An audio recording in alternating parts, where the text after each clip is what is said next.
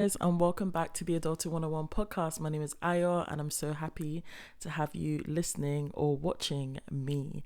If you're on YouTube, hey, what's up? Thank you so much.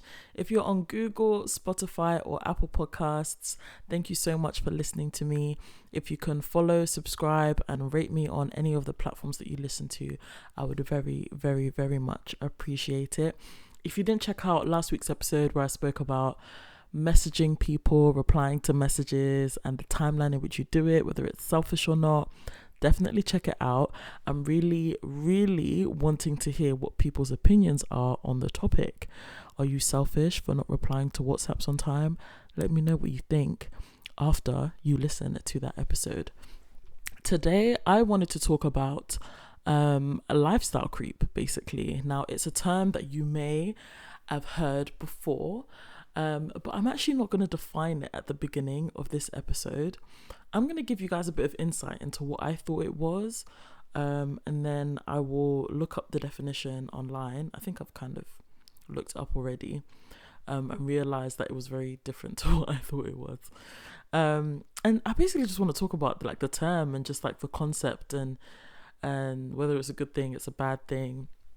I guess it's really, I feel like I'm always saying that's really interesting, but basically it is interesting because I feel like maybe even when I had first started this podcast, so in 2019, towards the end of 2019, would it have been? Or yeah, I would have had my own view about things like lifestyle creep and, you know, financial freedom and all these things. And fast forward now to February 2022, where so much has changed, where you know, life has happened, the whole pandemic has come and it's not even gone, it's still with us, and I just have, I guess, a bit of a different view about things like lifestyle creep. Now, when it comes to lifestyle creep, I basically thought it was this it's basically this concept of when you get more money, or maybe like when your salary increases, your costs increase also. So I guess when you think of like, is it Biggie that said more money, more problems, that sort of thing? It's like this idea that like when you have more money, there's just more things to pay for, there's more things to do. Guys, I'm just gonna let you know, I'm just gonna be very, very honest with you right now. I'm very much suppressing an urge to sing TLC's Creep right now. I'm not going to do it because I don't think all of you guys deserve to have my voice croaking down at you on a Monday morning or whenever you may be listening to this. So I'm not going to do it. But if there is the Spotify feature where I can put in a song, I will insert it at the end of the episode so you guys can listen to beautiful TLC singing the song anyway. But yeah, I just thought I would let you guys know. But yeah, lifestyle creep is just this concept of your costs increasing with your salary increasing, and basically the idea that that shouldn't happen.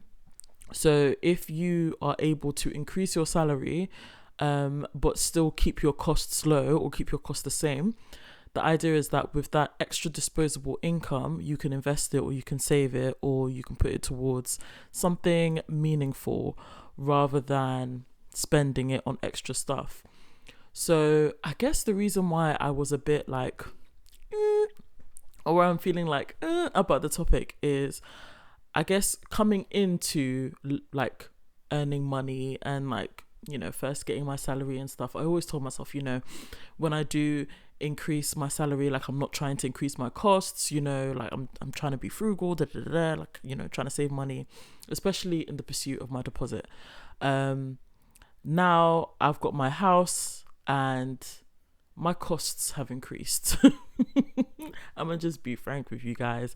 It's obvious, like I'm sure you guys know this. I don't have to be like I don't have to spell it out for you, but the difference between living at my father's house and living by myself in my own flat in terms of costs has been crazy. And if you have if you've, I don't know, listened to the news at least once this past week, you will know there's an energy crisis going on, which is so peak.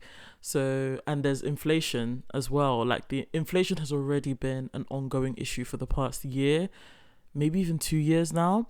But the energy costs to the average like consumer, I think they've lifted the price cap basically. So they're saying they're estimating, is it about a £600 increase average cost to each consumer? Gosh. So yeah, costs, serious. They're very serious, and of course, there's been a huge increase in costs between when I was living at my father's house to now. And I think what's also been interesting as part of that move is obviously like it's a calculated move, because buying a house is is a financially savvy thing to do anyway. So you spent your money on your deposit, and now you have to pay money towards your mortgage. Obviously you have to pay money towards your energy bills and your water bill and your council tax and your broadband. In fact, was it in last week's episode we went through all the things? So if you're curious to see all the costs that come out of my account every single month, you can just go to last week's episode and you will see it. So it's common that once you move out or you get your own place, that there's going to be costs associated with that. But I think the things that I was kind of like, I guess it was hard for me to justify to myself, was things like buying a new car and also getting a new phone. I guess those were things that I didn't have to do, but I did it anyway. And I really wanted to do it. And I think those were the things that I thought in my head, this is what somebody would call lifestyle creep. Because as a result of these purchases, my costs have gone up. But I wanted to go into that. So I'm going to I'm really hoping I'm being coherent here. I might not be, but I'm going to reel it back and just hopefully explain it to you guys so that you understand what's going on. So essentially, my costs have increased as a result of moving out. That's one thing. And I don't think that's lifestyle creep. I think that's, according to, the financial gurus or whatever, I'm sure that's like a financially savvy thing. That's normal. But there are two costs that have increased that may be considered lifestyle creep, because they are not, what's the word? They're not like mandatory. They're not things that have had to happen, but I chose to do. And that was upgrading my car and upgrading my phone, basically. But I remember thinking in my head, like, should I really do these things? And I guess to put it into numbers for you guys, to give you a bit more context, when it comes to my car, and no disrespect to my little Toyota, because she's a fine babe, she got me from A to B, from B to C, from C to D, and all the alphabets, all the letters. She got me anywhere I needed to go. She was a young, cheap vehicle to run. She did what had to be done. So no disrespect to her, but she was getting old. She was getting old, and I've had her for a while.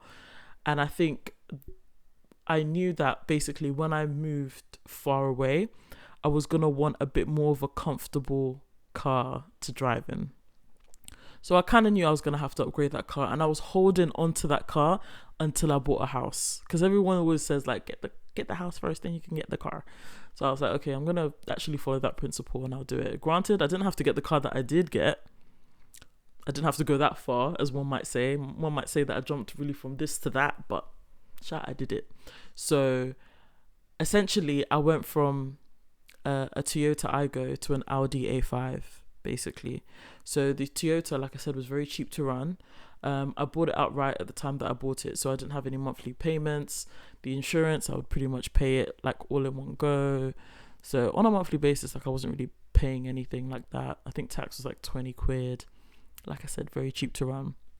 Now in terms of the upgrade, now I've got this Audi on finance. Basically, it's on PCP, I think it is, and it's approximately £365 a month that I now pay on the car note.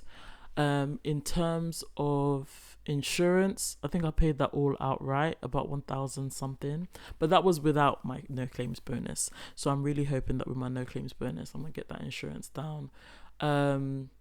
In terms of like tax, I think it's about 155, which is the standard. And I also pay like the service plan thing, about £20 a month as well. So in terms of the costs, they have increased significantly between what I was paying on my little Toyota versus my Audi. Now, when it comes to my phone as well, my phone contract before was £13 a month or something, just to get, I think, the minimum of what they get, because I didn't upgrade my phone for ages. Basically paid off my phone. It was an iPhone 8 that I got in like 2017 or something, and when it came time to upgrade, no phone was interested in me like that, so I didn't upgrade. And again, I was trying to keep my costs low because I was trying to buy a house and trying to save up towards a house. So I was doing all those things. If you watch my YouTube videos, you know that was the thing that I was saying, that I'm not upgrading my phone, I'm not getting a new car, I'm not doing all of that because I'm trying to buy a house. So I was doing all these things. But now that I got the house, I was like, you know what? I'm like a new phone, but not just the new iPhone or whatever. I liked me one of those little folding phones. So I got me a Samsung Z Flip, and now my monthly, I can't remember exactly how much it is, but I think my phone contract now is about £40 a month basically. So it's increased from £13 to 40, maybe £45 a month or something like that. So as you can tell, in both those situations, the increase of cost has been significant. And so one could say that's a lifestyle creep. So I think in my head, I was like, can I justify these purchases? Because like on a monthly basis, like it's going to be, you know, technically it's money that I don't have to spend and this and that. But I think one thing that when we're talking about lifestyle creep and we're thinking about our financial decisions, like there has to be a balance between, you know, the importance of saving, investing, but also using your money to better your life, basically. The whole point of saving money to get a house is to have a house to better your life, or to have a financial asset, or to make it work for you. It's the same way that if you spend money on a monthly basis towards, I don't know, a gym membership, it's to better your health and better your life in a certain way. And granted, you have to be very careful when you're using that excuse to buy things, but I think for me, when it came to my car, I knew that by moving not very far, but moving at least like 45 minutes away from my family and friends, I knew that being in a comfortable car was going to be important for me to have to have the drive, no pun intended, to drive back and forth between going to church, going to my family, to my friends, going anywhere. It was just going to be important for me to have like a nice car, a comfortable car, and a car that I was happy with. And I can't lie, I felt like personally I had earned that car at that point, because I felt like I'd worked really hard. I felt like even with the house and everything that was going on, I did it as a birthday gift to myself. I did take a look at my finances and see, okay, can I afford this on a monthly basis? What's it going to do for my affordability moving forward? I made those assessments and I realized, I was like, yeah, I can actually do this. I can make this work for me. It's going to help towards my credit score as well, which is in need of desperate repair after the mortgage application. Not desperate repair, but you know, could always do with a little bit of a top up after the mortgage application process. So I just felt like, you know what, yeah, I can do this, and this makes sense. With my phone as well, granted, I feel like my phone, I didn't have to do it. Like, I just did it for fun at this point. I felt like I didn't do an assessment like, oh, is this gonna work? I didn't do it like that. I really just said, you know what, I kind of like the Z Flip phone. If I can upgrade it, and if they're giving me a deal with it, like they gave me a free watch with it as a result, and like free Disney Plus and all this stuff, you know, what O2 does, all that stuff. So I was like, you know what? I might as well try it. So that one was just kind of like a, is it spontaneous? Yeah, spontaneous off the cuff type thing. But yeah, it just did get me thinking about lifestyle creep and those decisions. Are they lifestyle creep? Is that what it is? Do we have to feel like we have to justify every financial decision that we make when it comes to increasing our costs, if it's not considered like mandatory? Do you know what I mean? I hope you guys are following me. But yeah, let me get into what the definition of lifestyle creep actually is, so that we can make sure that we're still on track. So here on Investopedia, it says that lifestyle creep occurs when an individual's standard of living improves as their discretionary income rises and former luxuries become new necessities. The rise in discretionary income can happen either through an increase in income or decrease in costs.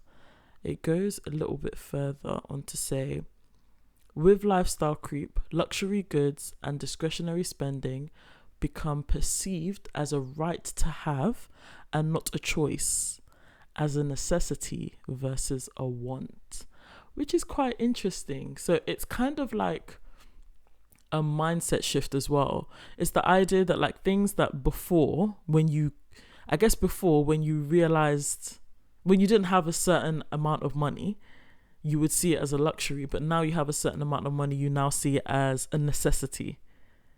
It gets me thinking, is that how I felt about my car? Is that how I felt about my phone? Did I feel like, now I have money. Now I'm not saving towards a house anymore? Because I think that was a big mindset shift for me. Suddenly, all the things that I was restricting myself on, all these purchases that I wanted to do beforehand, I suddenly could justify it to myself, because I was like, I'm not saving for a house anymore. I've got it. It's here. We thank God. It's here. So I can do these things now. But did I see them as a necessity? I don't know. What do you guys think?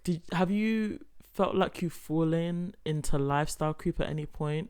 Do you feel like you have to justify any sort of large purchases, like large financial purchases? And like, what is the balance? Because I think to a certain degree, if I were to get a salary jump, so say now, I don't know, my salary increased by, 20k, right? I could just keep living as I'm living now, which would be great, and just keep saving like whatever extra money I have, which is what ideally you're meant to do, so that you don't get lifestyle creep. Like, you're not meant to increase your costs. But at the same time, if there's something that I've been like, I don't know, saving towards, or something that I've been hoping to get, even on the salary that I'm on now, and then I am able to get that salary increase, does that mean if I buy that thing, it's now me falling into lifestyle creep? I don't know.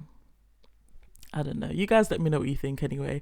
I hope this episode makes sense. Granted, it is a Sunday night and I am a teeny bit tired, so I apologize if I haven't been incoherent. If I have been incoherent, pardon me. But yeah, thank you guys so much again for listening to yet another episode of Adulting 101. If you have any ideas of episodes, definitely let me know. I am open, right? I'm open to any topic. And yeah, like I said, follow, rate, subscribe. If you're on Spotify, please, if you're on Spotify, go down onto the episode now, click on it. You will see a poll and you will see a question. Please answer the question and please vote on the poll. It really helps with engagement and I would appreciate you forever. But yeah, have a blessed and beautiful week, everyone. And I'm going to see you in next week's episode. Bye.